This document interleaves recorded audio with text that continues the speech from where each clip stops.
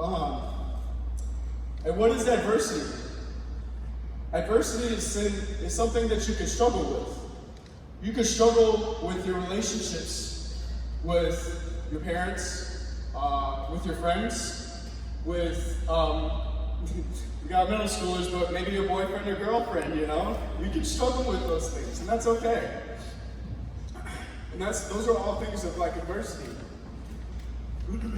Now, when we're faced with adversity or these struggles, sometimes they wear down on us. Because guess what? Being a Christian is not easy. It's not. So when we do struggle, sometimes we become broken. And we become something that we're completely not. We can be broken, to me, in 3 different ways. Physically, mentally, and spiritually broken. And then so you say, Reese, what does that look like? Now, typically I believe that the order kind of goes as physically, mentally, spiritually. So we're going to go with that. Who here has been sick before? Yeah, everybody. Who here has been hurt? You know, you got into an injury, you're running on the track and you scrape your knee. Okay? So you don't feel that great about it because you're like, I can't do anything right now. I'm laying in bed sick. I hurt my leg. I can't move my leg. Some days I can't put my legs on. You know?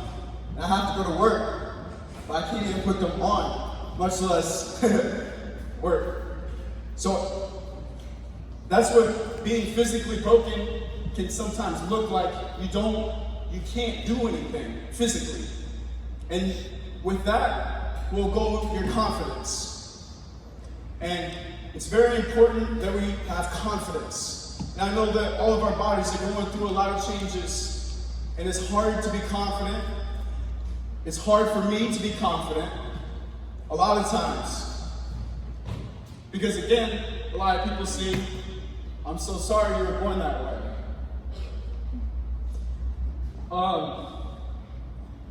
What does it look like to be mentally broken? Few to no thoughts glorify God. Meaning, all of our thoughts should be glorifying to Him, but rarely, sometimes, they're not. And the problem with being mentally broken is once you start thinking those bad thoughts, it often doesn't go away, and you just keep going. And it just spirals out of control until you're in a very dark place. And I'll tell you about my experience being mentally broken. I was at Liberty University, and I was just at a regular intersection. I'm in my car, it's just another day. And there's this guy in this big red truck that totally went out of his way. I had the right of way, but he went instead. Now, I was in so much pain. I was so hurt and broken at the time. I was so angry that I literally envisioned in my mind, I'm going to take this dude out of this truck right there in the middle of the intersection and just beat him up, you know? And that's not who I am. I was just broken, dude. And I needed help. And help came, but in a different way than I had anticipated. Now, what is it to be spiritually broken? That's the worst one of all, guys. Because when you're spiritually, I've never been there. I've never been spiritually broken.